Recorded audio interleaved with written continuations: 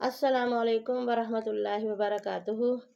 نحمدہ ونصلی علی رسولہ الکریم اما بعد فاعوذ باللہ من الشیطان الرجیم بسم اللہ الرحمن الرحیم رب زدنی علما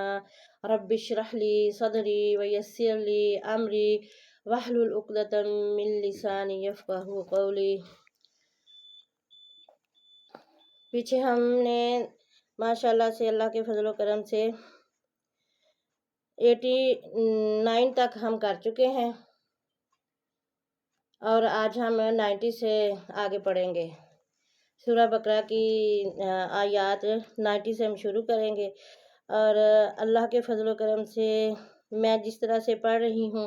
ماشاءاللہ سے میرے بچے بھی ساتھ ساتھ پڑھتے ہیں، سنتے ہیں، اور میں اپنے ناظرین سے کہتی ہوں کہ جو میرے بیان کو سنیں تو کوشش کریں اپنے گھروں میں، اپنے محلے میں، کہ اپنے لوگوں میں کہ انہیں قرآن کی طرف لائیں اور انہیں قرآن کی ترغیب دیں۔ چلیں جی تلاوت کریں۔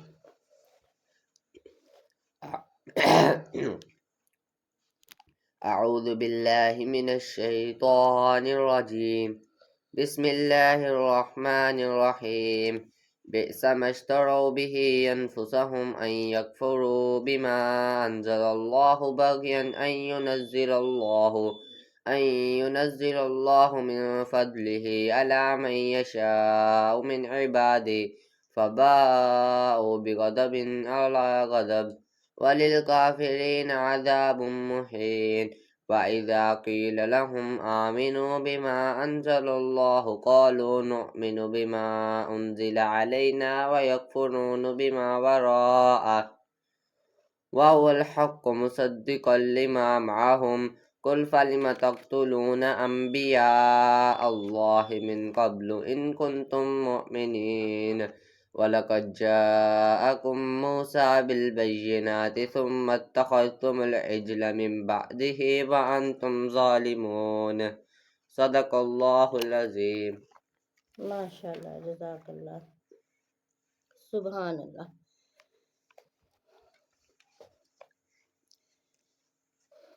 یہ ان آیات کا جو ربط ہے وہ پچھلی آیات کے ساتھ ہے، اور اللہ تعالیٰ فرما رہے ہیں کہ بئس ما اشتروا، کہ انہوں نے برا ہے جو بیچ ڈالا، بہی انفسہم، اس کے بدلے اپنے آپ، ان یکفروا، کہ وہ منکر ہوئے، بما انزل اللہ، اس سے جو نازل کیا اللہ تعالیٰ نے، باغین، ضد کی وجہ سے، ان ینزل اللہ، کہ نازل کرتا ہے اللہ تعالیٰ، من فضلہ، اپنے فضل سے، علی پر، من یشاء، جس پر چاہتا ہے، من عبادہ، اپنے بندوں سے، فباؤ بغضب علی غضب، سو وہ لوٹے یا وہ کما لائے غضب اوپر غضب کے، وللکافرین، اور کافروں کے لیے، عذاب مہین، عذاب ہے رسوا کرنے والا۔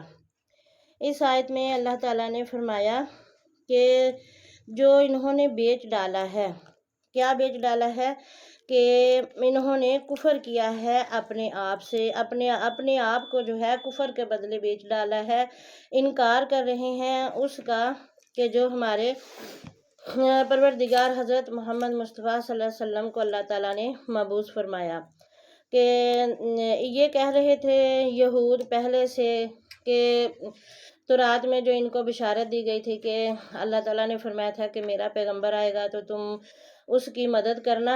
کس طرح سے دین میں، اور اس کی پیروی کرنا، تابعداری کرنا۔ تو جب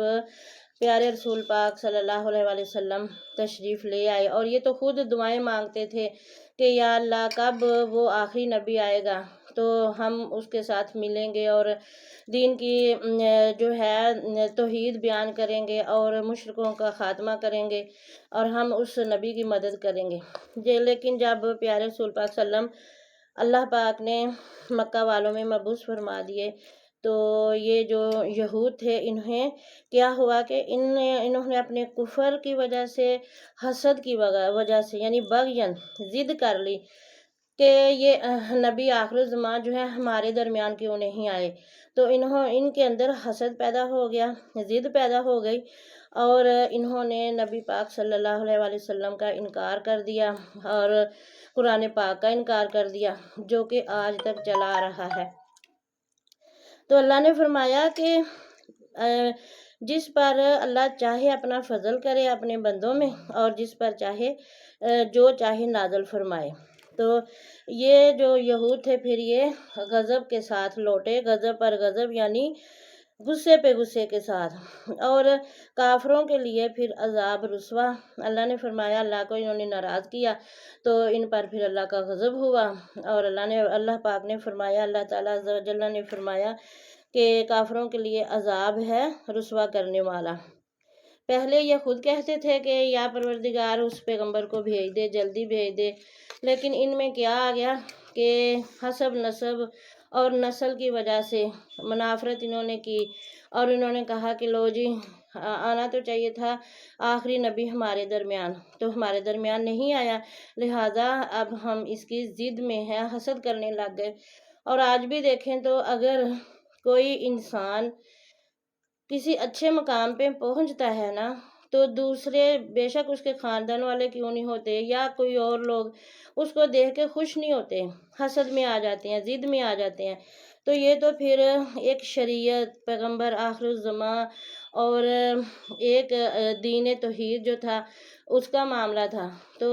یہود سمجھتے تھے کہ ہم سب کچھ ہمارے لیے ہے، اور ہم ہی سب سے زیادہ محترم اور لاڈلے لوگ ہیں، قوم ہیں، تو نبی صلی اللہ علیہ وسلم حضرت محمد مصطفیٰ ہم میں کیوں نہیں آئے۔ وَإِذَا اور جب قیلا کہا جاتا لہم انہیں آمنو تم ایمان لاؤ بما انزل اللہ اس پر جو نازل کیا اللہ تعالیٰ نے، قالو تو وہ کہتے ہیں نؤمنو ہم ایمان لاتے ہیں یا لائے ہیں، بما انزل اس پر جو علینا ہم پر نازل کیا گیا، بما انزل علینا اس پر جو نازل کیا گیا ہم پر، وَيَكْفُرُونَ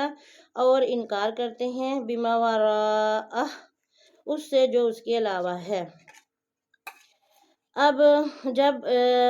کہا گیا کہ اب تم ایمان لاؤ، مسلمان ہو جاؤ، حضرت محمد مصطفیٰ صلی اللہ علیہ وسلم کی نبوت کا اقرار کر لو، قرآن پر ایمان لے آؤ، شریعت پر ایمان لے آؤ، تو کہنے لگے کہ جو نازل ہو گیا ہے اللہ کی طرف سے، تو کہنے لگے کہ ہم جو ہے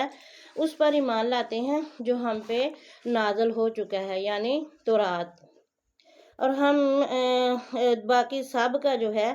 انکار کرتے ہیں، یعنی وراءہ اس کے علاوہ، یعنی سب کا، تورات کے علاوہ ہم باقی تمام ادیان کا ہم جو ہے انکار کرتے ہیں۔ تو اللہ تعالیٰ نے فرمایا کہ خود مانگتے تھے اور اب ایمان لاؤ کہا گیا ہے، تو تم اسی ضد کی وجہ سے، ان میں اور کچھ نہیں تھا، صرف یہ تھا حسد اور ضد تھی کہ حضرت محمد مصطفیٰ صلی اللہ علیہ وسلم ہمارے درمیان مبعوث کیوں نہیں ہوئے،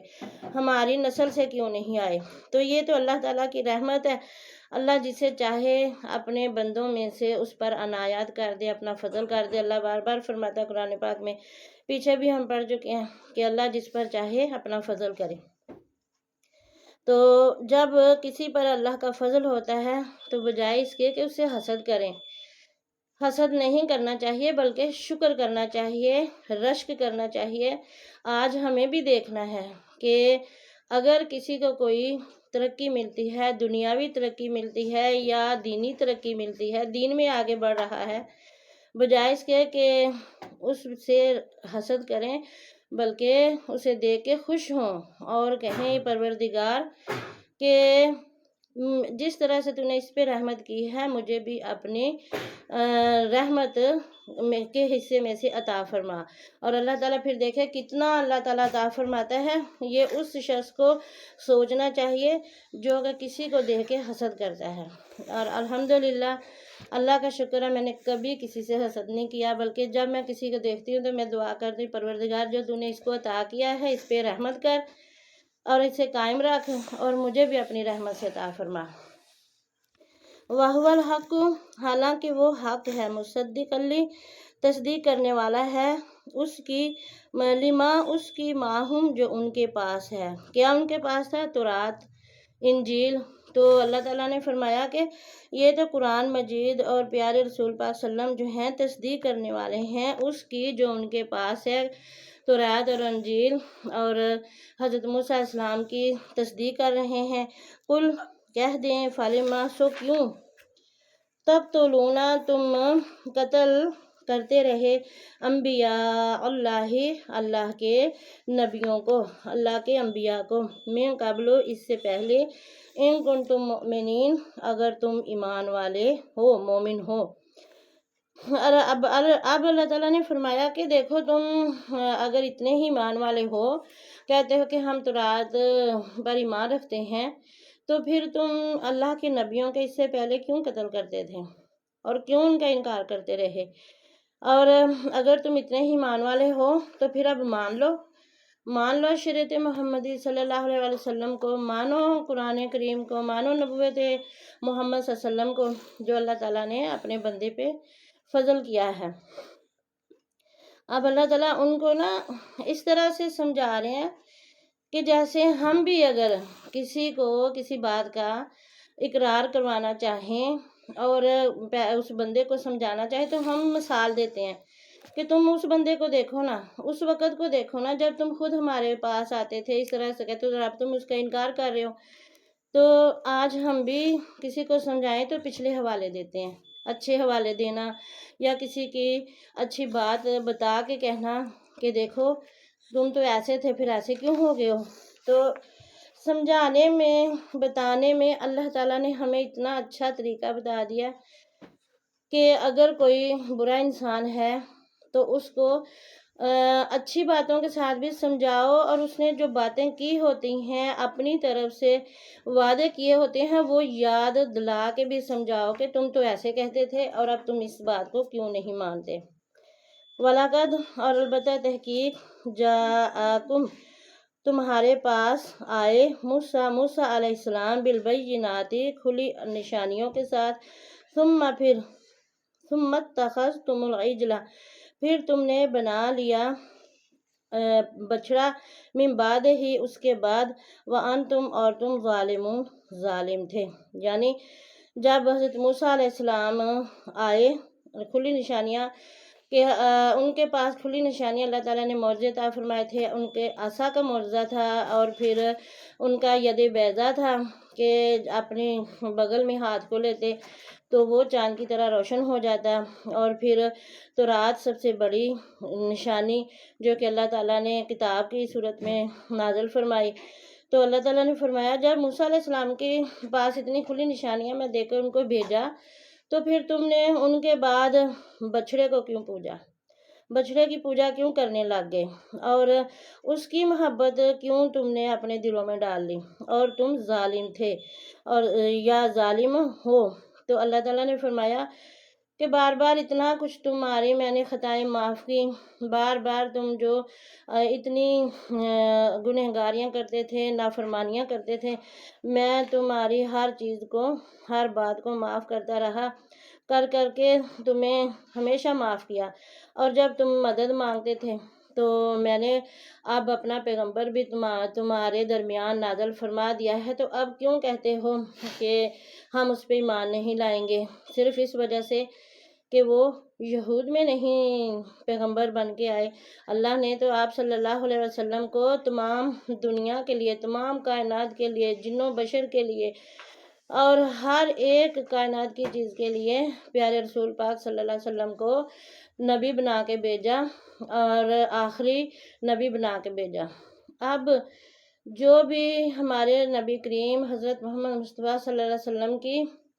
نبوت کا انکار کرے گا تو وہ کافر، اور جو اقرار کرے گا تو وہ مسلمان۔ لیکن اقرار کرنا چاہیے، نہ کہ صرف یہ کہہ دینا کہ ہاں بھئی ہم مسلمان ہیں۔ مسلمان کا مطلب یہ ہے کہ اپنے آپ کو جھکا دو اللہ کے حکم کے مطابق، اللہ کے آگے اپنا سر خم کر دو، تسلیم خم کر لینا کہ ہر بات ہم اللہ تعالیٰ کے حکم کے سامنے اپنا سر نگو کر رہے ہیں اور ہر بات اللہ کے حکم کے مطابق کریں گے تو پھر ہی مسلمان کہلائیں گے۔ اور اگر ہم دیکھیں نا، مسلمان جو ہیں دنیا میں ماشاءاللہ 41 یا 40 ممالک ہیں، لیکن مجھے دکھ بہت ہوتا ہے کہ ہماری جو اتنی قدر ہے نا وہ نہیں ہے، کیونکہ آج ہم لالچ میں پڑ چکے ہیں۔ لالچ میں نہیں پڑنا،